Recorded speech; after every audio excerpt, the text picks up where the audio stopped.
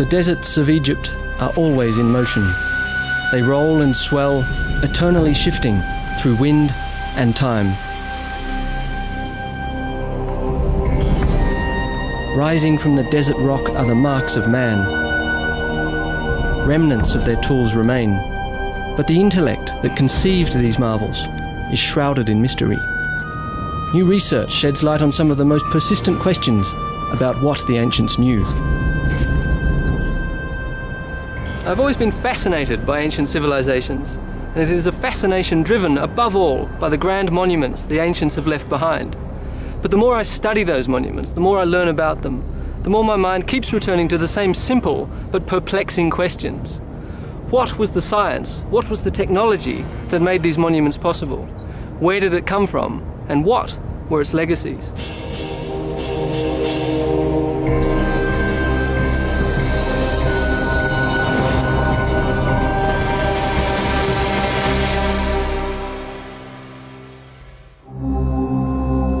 They say faith can move mountains.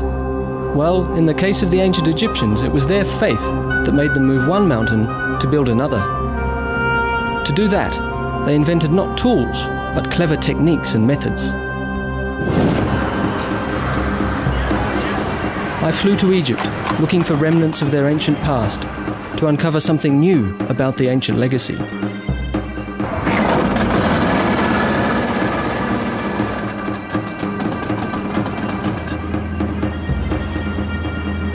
Following the legendary Nile was like stepping back in time, entering an ancient maze of mystery that has led us to the tangible examples of the ancients' knowledge and insights. The earliest Egyptians lived in a world without science, in a world full of mysteries with few explanations. Their legacy began 7,000 years ago, when they sought to harness the Nile. Every year the river flooded following the snowmelt in the Ethiopian mountains 1,200 miles away. For the most part, the flood was a blessing, because during drought time there was starvation. But the flood brought ample crops and life. Mind you, 97% of Egypt today is desert, and the Nile was and is the main source of water. Thinking about their environment, the ancient Egyptians began to develop methods utilizing nature to their advantage. Mimicking the natural basins that retained water when the river receded, they built canals to direct the natural flow even to distant fields, where the Nile left behind nutrient-rich soil once the water evaporated. The Egyptians invented the world's first irrigation system, and the Nile became the key to their success. With a lot of time on their hands to think and wonder, the ancient Egyptians detected natural rules and cycles. The predominant force in their lives was the river. In a time before the era of hieroglyphs, we know that the ancients tried to predict its flood levels by carving markers into the rocks. Given their total dependence on the Nile, the Egyptians needed a way to forecast its behavior. Eventually, they built this pit designed to trap the rising water. They developed a Nilometer, a simple yet effective method. It could take various forms, but here on Elephantine Island at Aswan, it was a row of steps with a height in cubits carved into the wall. From the height the river reached, they knew what the year ahead had in store. A height of 18 cubits meant famine, 24 meant abundance, and 27 foretold disaster. The Nilometer was a sign of life.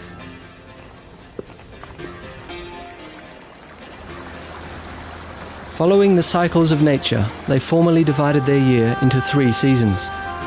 First came the flooding season, then the outflowing season of sowing and harvest, and finally the inevitable drought that lasted until the life cycle of the Nile repeated itself. The ancients divided each season into 4 months, with the moon defining each month as a cycle of 29 to 30 days. From their Sumerian neighbours, the ancient Egyptians had already adopted a 360-day calendar. But the moon as a marker turned out not to be precise enough, at least not when it came to predicting the flood.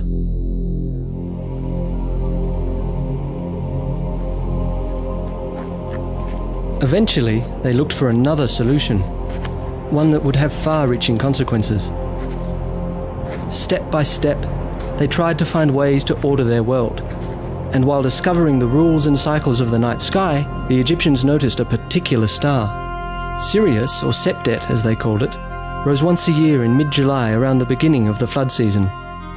From then onward, this night marked the ancients' new year, an annual cycle of 365 days, just like our year today. Their desire to divide the day and calibrate time motivated the Egyptians to create markers of their own. I went to see this 3,500-year-old marker in Cairo. Though across Egypt, obelisks like these were already in use 2,000 years earlier.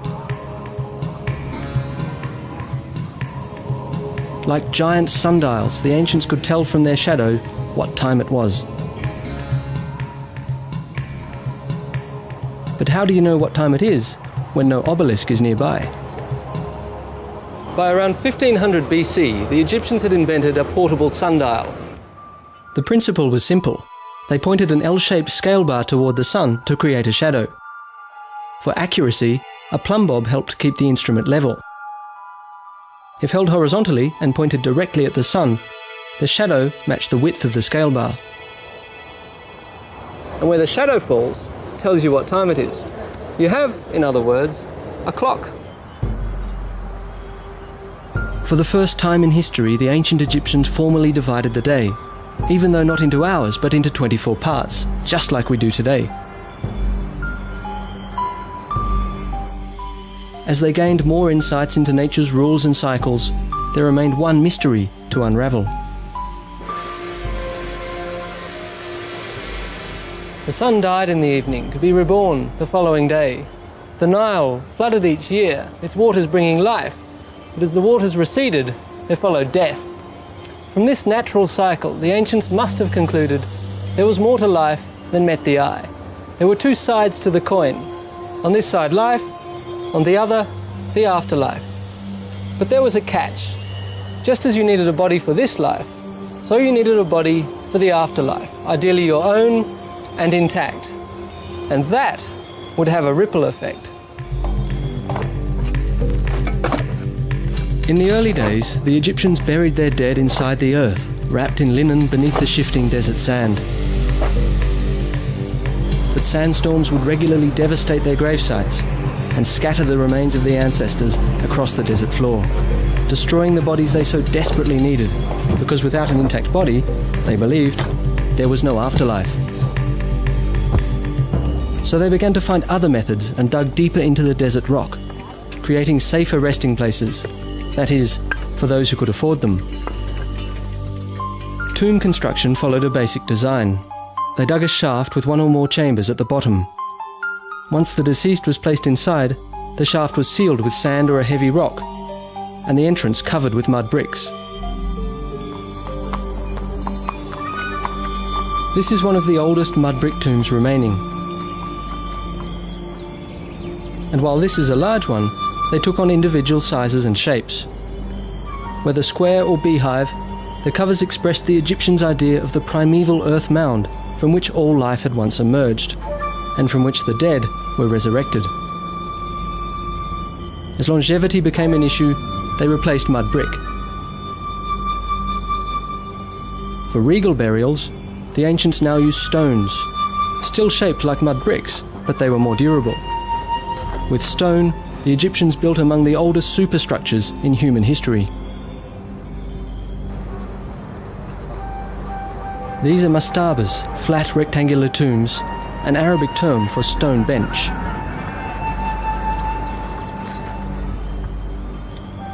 Mastabas became a mark of status. I noticed here at Giza that with time the stone blocks became larger and the tombs more elaborate.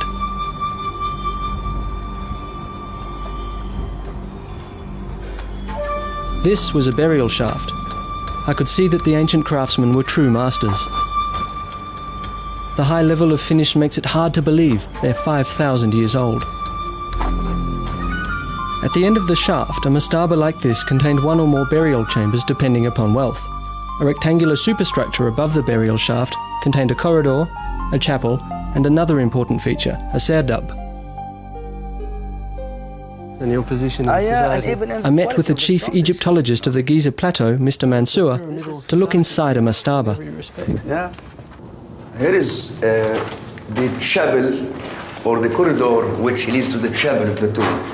The chapel? Yes, but... You could see how important this tomb was by the level of finish and architectural detail. This, before the chapel of the tomb, you can see a corridor.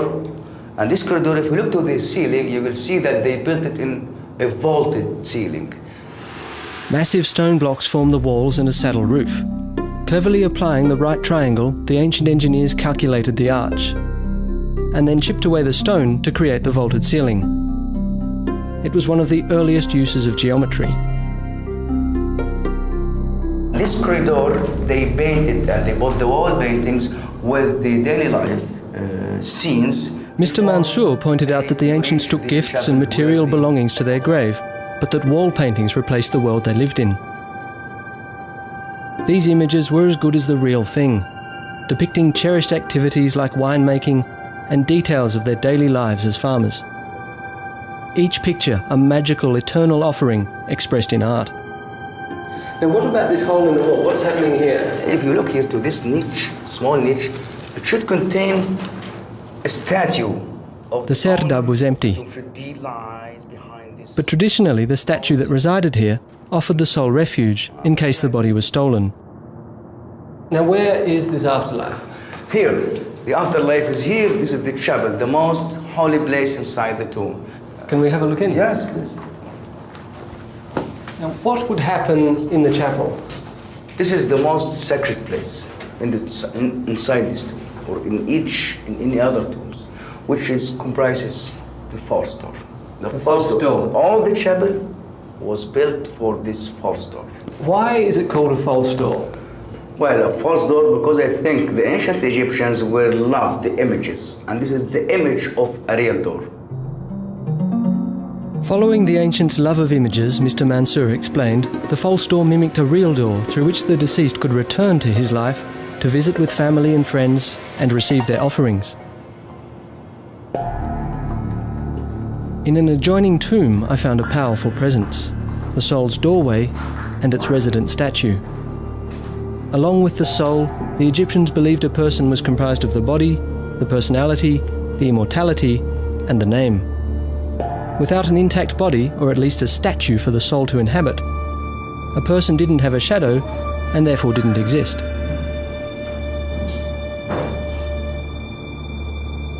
Their belief, however, was not the only motivator.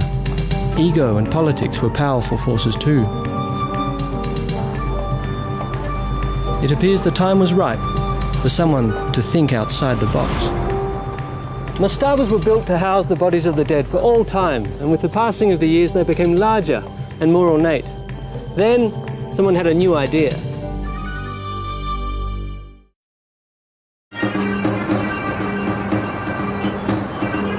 Modern Cairo today is home to 30% of Egypt's entire population.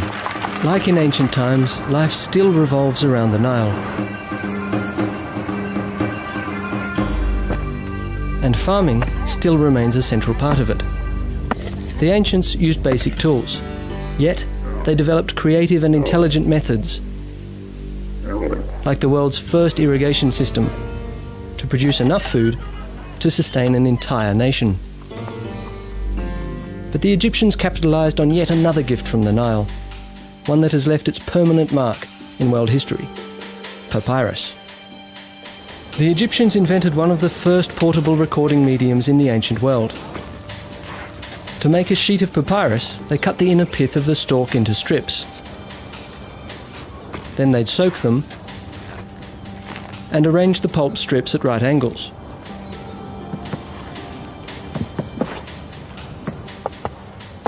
Pounding began the fibre fusing process.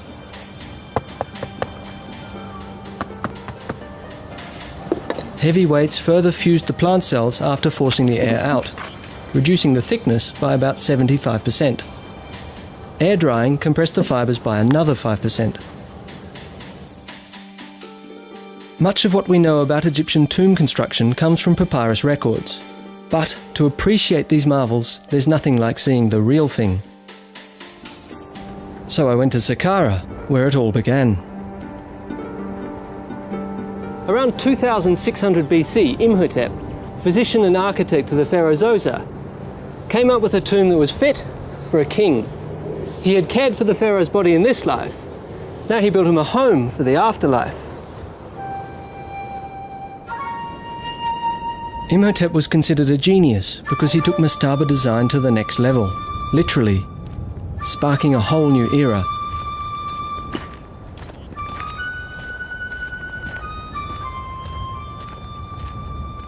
Imhotep started with a mastaba which he expanded on two sides and built from the ground up, a 4-step pyramid around it. While he was at it, he superimposed another even bigger construction over the first, until he had created a tomb with 6 steps, reaching over 200 feet into the sky. The subterranean chambers he connected by a 3.5-mile long maze of shafts and tunnels. Really unbelievable if you think about it. We have no record of what went on in Imhotep's head, but his innovative design really speaks for itself. Had he not created an image of the sun's rays? Or was it a staircase leading Zoser's soul heavenward towards his afterlife? Imhotep's step pyramid stunned the ancient world, and Zoser's tomb became Egypt's first pyramid.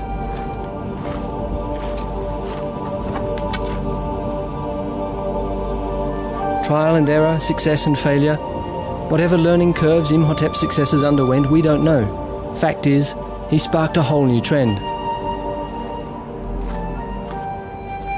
How many attempts failed, we'll never know.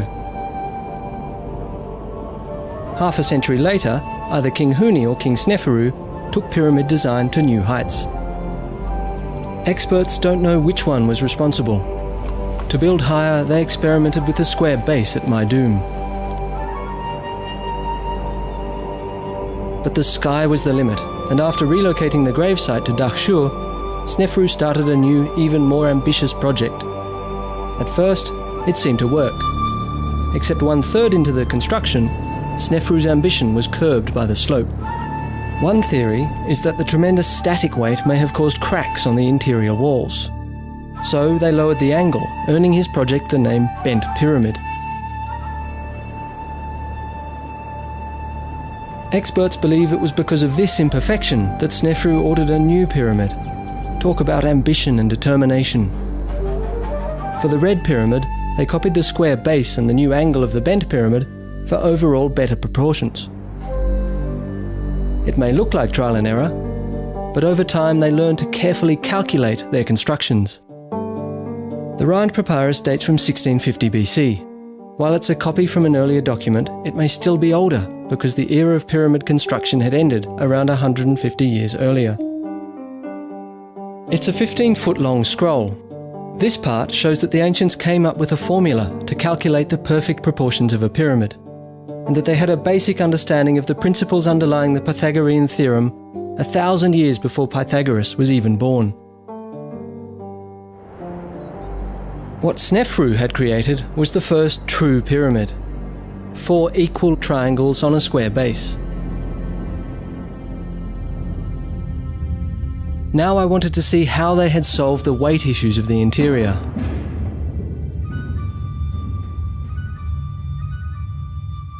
A corridor leads into 2 antechambers and 1 burial chamber.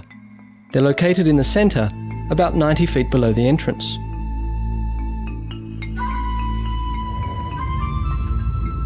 Given the size and weight of these blocks, the precision with which the Egyptians set them is really impressive.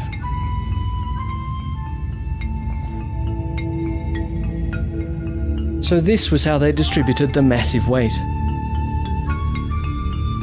They built what architects call a corbelled ceiling. This one is over 40 feet high. Each tier projects out just a few inches from the one below until they meet at the top. Wow! Then, the corridor ascends for a few yards, leading into the burial chamber. Here, in the middle of the pyramid, you've got millions of pounds of rock all around you. It's like you're buried alive.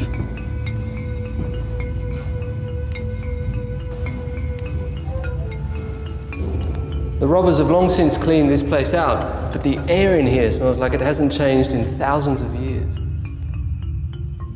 No fresh air gets in through this narrow passage, although the ceiling is 50 feet high.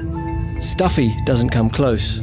It's well over 90 degrees and the bats in here lace the air with a strong smell of ammonia. Phew. I can't tell you how good it feels to be out in the open air again. Today this is called the Red Pyramid, but originally it was white, covered in a glistening limestone casing to a height of 340 feet. But the sky was the limit. Soon the father would be outdone by the son.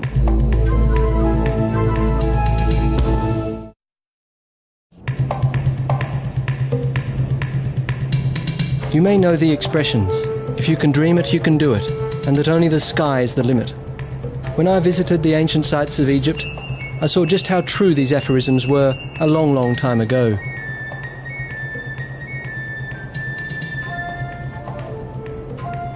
The ancient Egyptians created some of the most enduring structures in human history.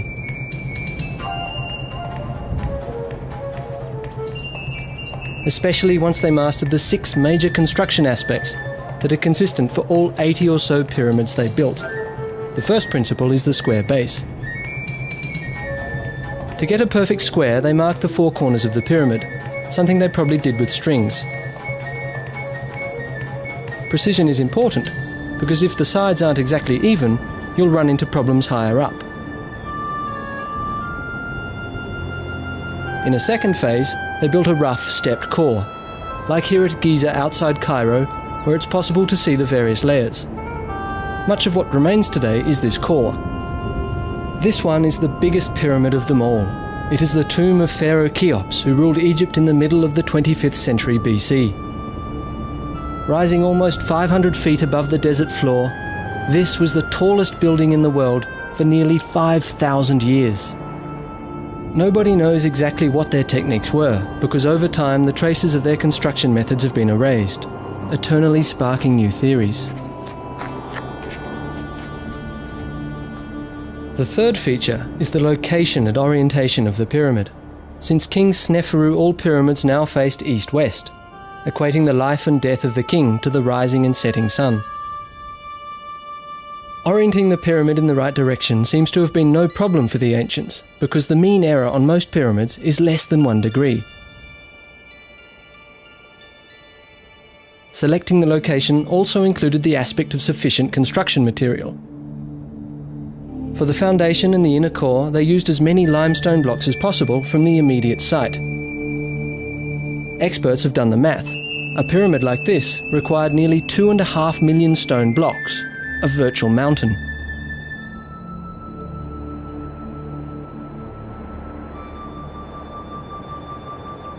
Here in the pyramid quarry, you can still see where they cut the core blocks out of the bedrock.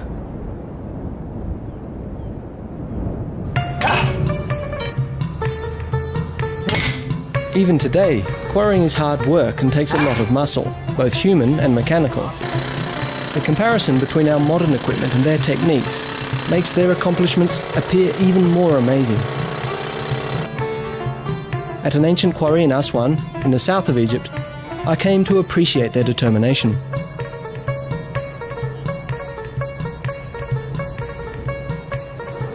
This is a block of dolerite, and believe it or not, it was all the Egyptians needed to quarry huge blocks of granite.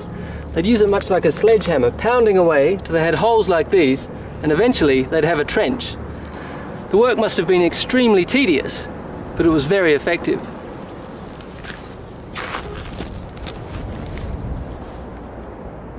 It's just a question of doing the work and other people hauling the blocks away to the pyramid site. I met with Dennis Stocks, an expert and author of a book on stoneworking technology in ancient Egypt. It's a question of a grid pattern to isolate blocks ready to extract them to put into the pyramid. he explained how they moved these blocks to build the pyramid core. Given the different sizes, they probably used various methods. In some cases, they probably dragged the blocks, while in others, they used sleds and wooden rollers. With simple wood levers, they most likely set the larger blocks in place.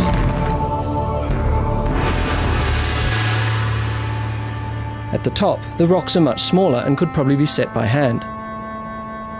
In the fourth phase of construction, they filled in smaller stones to shape the actual pyramid. The trick was not so much the perfect shape of each block, but the overall height of each course, which had to be absolutely even and level. As you can see, the pyramids are built out of stones of all different shapes and sizes. Some as large as a truck, others the size of a fridge, all fitted exactly together. But as if that wasn't hard enough, the builders had to maintain a constant angle from one course of stones to the next. Only that way could they give the facade the smoothness of a piece of glass and maintain the angles with a razor-sharp precision.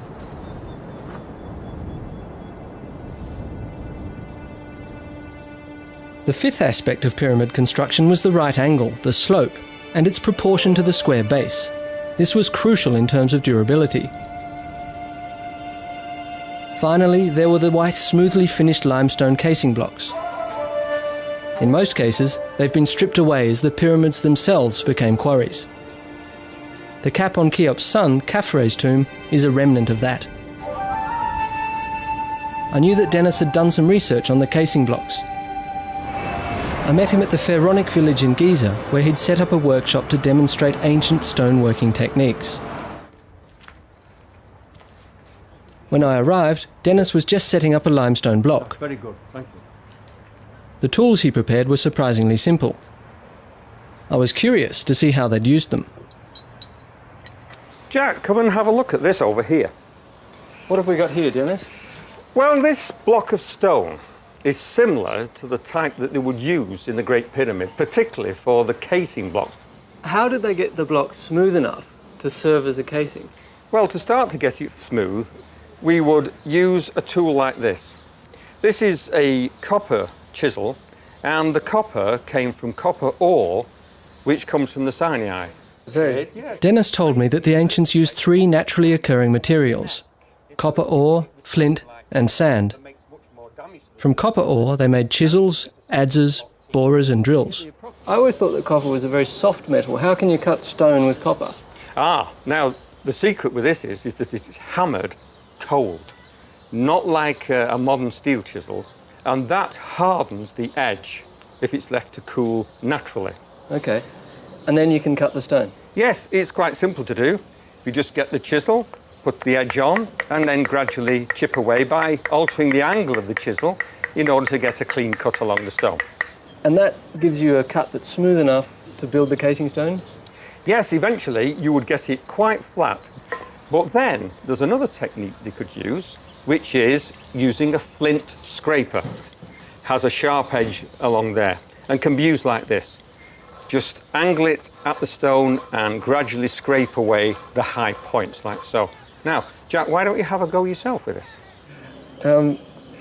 Oh, it's quite soft, isn't it? Yeah. So you can really just... and so with this thing, you just even away all the rough edges. You can gradually get that even down until you get a smooth surface. Polishing is one thing, but how do you know when you've got the finished product? How do you know that your surface is absolutely flat? Well, let me show you.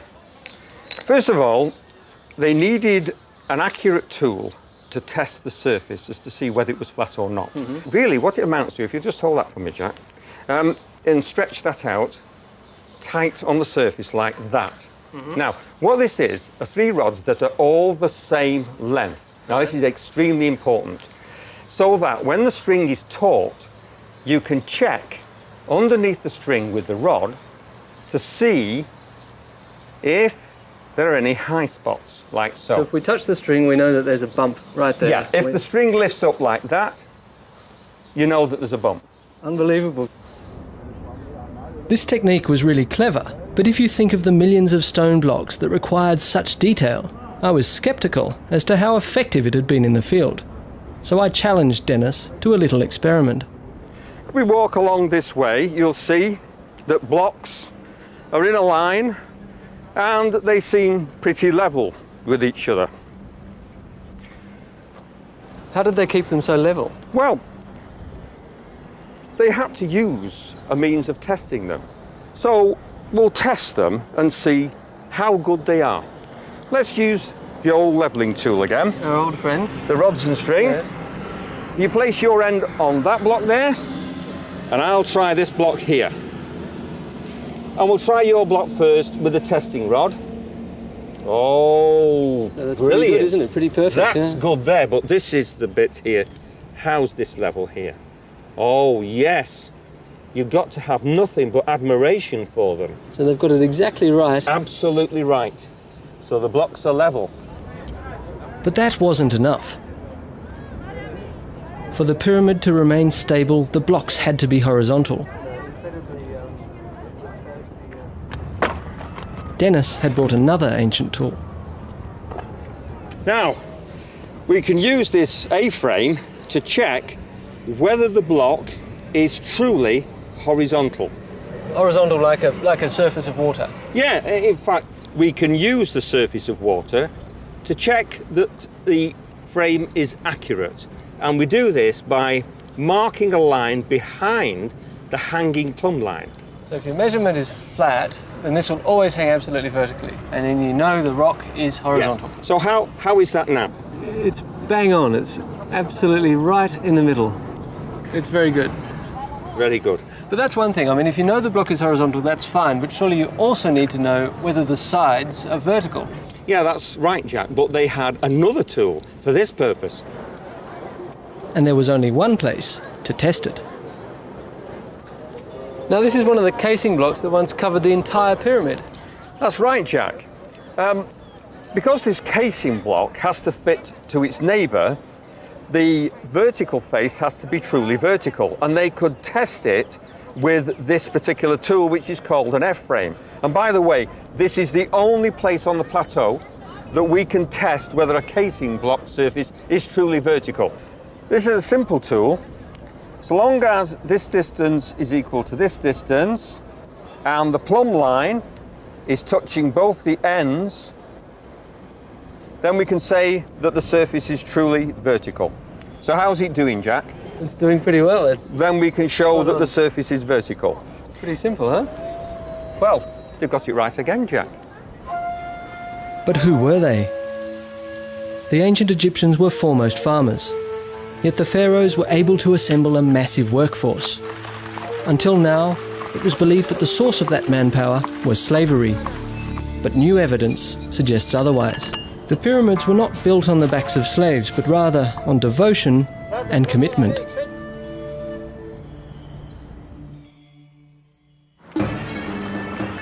Today, Aswan, the ancient capital of Nubia in southern Egypt, is a destination for all who are eager to explore the Nile.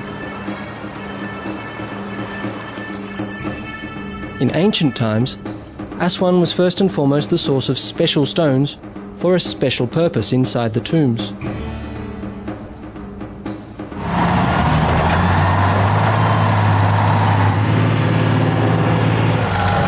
Even today, the stone found here is prized. 5,000 years ago, granite blocks like these were quarried and shipped down the river.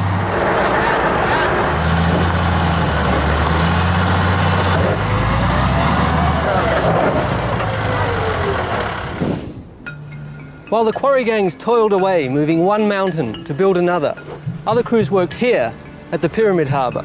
It was called a harbour because it was, believe it or not, full of water, connected by canal to the Nile.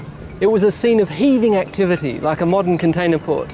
For it was here that all the fine stones arrived by boat. Here the stones were unloaded and then hauled up the hill to the pyramids.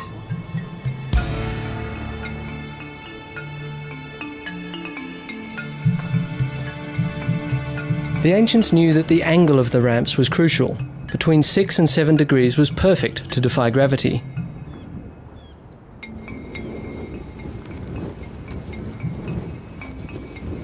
From the harbour, the stones were loaded onto sleds, which were then hauled up the hill, lubricated with powdered lime and water, reducing the friction by 90%.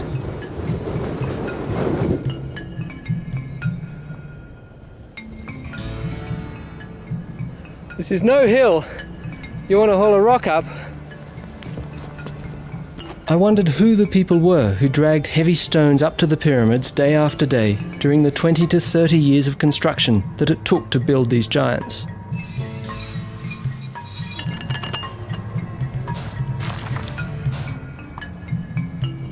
So I went to the foot of the Giza Plateau, where a graveyard is being excavated. It is the resting place of those who worked on the pyramids nearby. The graves provide a glimpse of the workers' lifestyle and hint at the social and economic importance pyramid construction held for the entire nation. Dr. Hawass, what do the tombs tell us? This is the first time actually that we know about the life of the workmen who built the pyramids. Before that, we know a lot about nobles and officials and kings and queens, but nothing about the common people who represent 80% of the nation in that time. And Dr. Zahi Hawass, Secretary General of Antiquities, met with me to share the latest discoveries. How was it that the Egyptians managed to get so many people working on such a colossal enterprise? Was this a system of forced labour, of coercion, or was it more a system of cooperation? You have to understand one important thing, that the pyramid was the national project of the whole nation, the whole country. The 1,600,000, who actually was the number of population in Egypt in that time, dedicated their life to build that pyramid because it is for the king, who is actually the god. So it's certainly not an army of forced slaves. No, we believe that the number of the workmen was only 10,000 workmen. Maybe 1/3 was actually a permanent workman who worked for the king permanently. And the rest will be workmen, young people who came through the support of the households in the Delta and in Upper Egypt. Contrary to what has been assumed, evidence emerges that the basic workforce, the muscle power in the construction of the pyramids, were not slaves, but devoted farmers. Every family had to send their share. You know, like today, if you go to any village in Upper Egypt or Lower Egypt, they do like the time of building the pyramid. If you try to build your house, you'll find that every day, every family in the village will bring you food. Building the pyramid was the same like this. What about the Nile and the annual flooding that occurred? Did that affect the work on the pyramids? It does, but it helped in working the pyramid because when the flood completely covered Egypt, there is no work for anyone. What you've described here is really a small city. 10,000 people is a lot of people. How did they organize that? A crew consists of 2,000 workmen. And they divide the crew to 2 gangs. Each gang consists of 1,000 workmen. Each gang had a name, like Friends of Khufu, Main Cowrized Drunk. Each group had an overseer. Then the whole 10,000 were organized by groups, by gangs, by small groups. Then this whole organization could be very easy. They had a big area, like a canteen or for feeding all the workmen. You have all storage facilities to store all their equipment, the tools. Because each workman cannot own a tool. The tools were owned by the government. They have people who take care of their clothes. They have people who take care of their food. They have people who really prepare everything for them. Like a pyramid? Yeah. Why do we wonder all the time about building the pyramid? The administration of building the pyramid is more genius to anyone than really building the pyramid itself. And this is why the pyramids built Egypt. Because building this pyramid made them to know about art, technology, and science.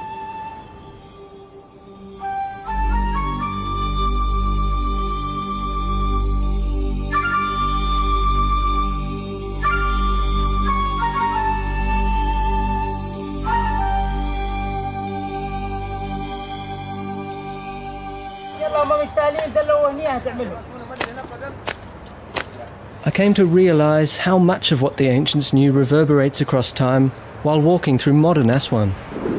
I happened to pass by a construction site where the techniques were strikingly similar to the ancient methods. Simple tools, muscle power and knowledge passed down for generations were all they needed to encase a slope. Strings are still used to keep the surface level. There, like a slice out of time, I saw what it may have looked like thousands of years ago in ancient Egypt. The Egyptian faith in an afterlife spurred not only science and technology, but commerce. Like modern Cairo, the workers' village required a huge amount of supplies on a daily basis.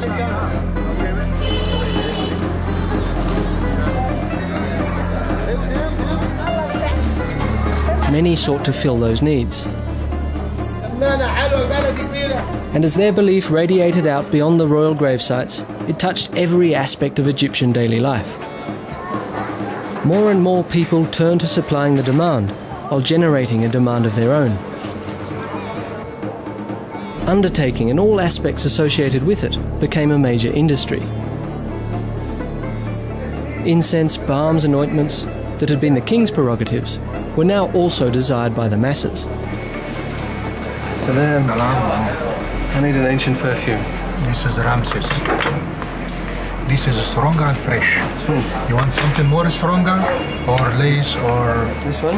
This is lotus flower. Oh, it's very strong. It's a very strong flower. Okay. Believed to be the scent of the gods, perfumed oils were applied to the skin for both cosmetic and medicinal purposes, and also used in the mummification process. So you could say that perfume was yet another invention we owe to the Egyptians' belief in the afterlife.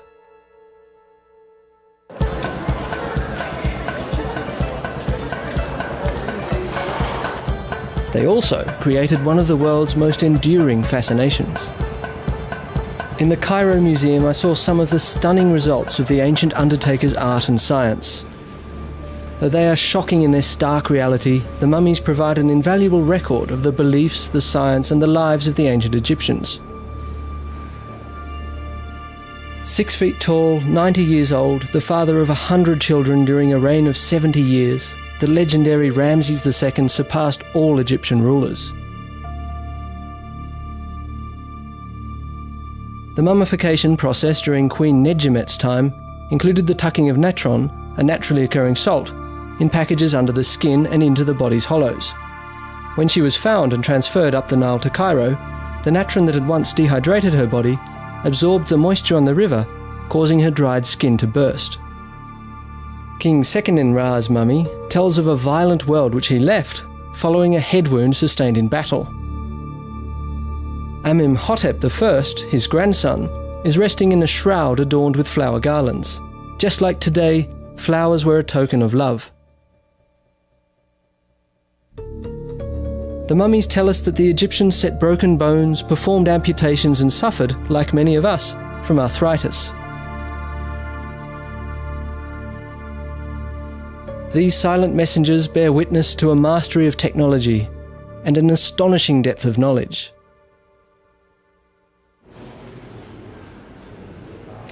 Nearby, I found another ancient marvel, a hollowed-out granite block, the ancients' coffin or sarcophagus. The surface was astonishingly smooth. Cleverly, they cut the lid from the same block.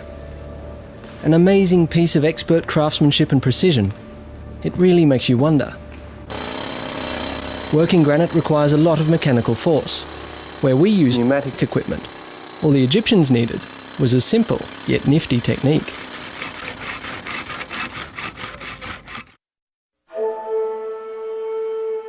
The barren environment of the desert inspired the ancient Egyptians to create colourful images, be it for this life or the afterlife.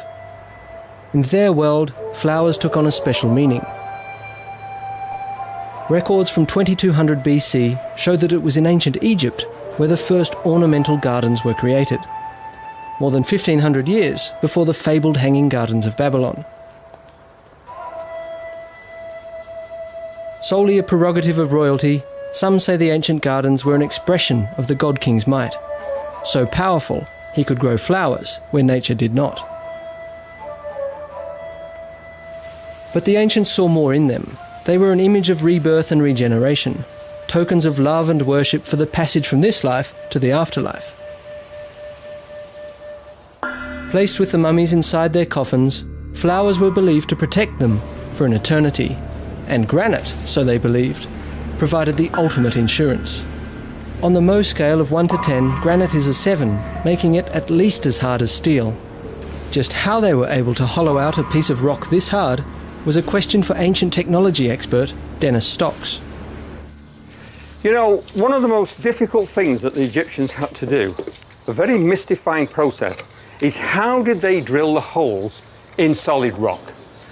Anyway, this is the way that they did it. First of all, they had a copper tube which had a shaft of wood driven part way into it so that there's a space in the tube underneath. Then they could get the tube in position, and the cutting agent is just common desert sand. So that's, you're just pouring sand in there so that the copper has a sharp edge to cut. Yes. Now, we've got a long bow here with a rope on which has been given a double turn around the shaft. Now, there's only one component to put in place. Can we put the top capstone on? Now, this is just to put in position for the shaft to rotate in while the bottom rotates in the hole. So if you'd like to take hold of this... So this is what holds the drill in place, hold that, yeah? and Like don't that? put any pressure on. And while the two operators turn the drill, the sand is now steadily and slowly but surely cutting its way right through the stone. And the only limiting factor is our strength and the length of the copper tube. Right. So it's a very good technique, and of course it's very, very economical. Why? Because you're only drilling the circumference of the tube out. The core can be knocked out later and you're left with a hole. Super technology, really is.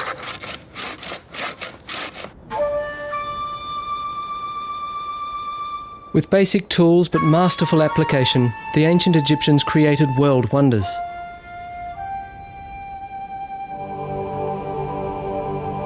And while their knowledge and experience grew, the craftsmanship of the pyramids went downhill.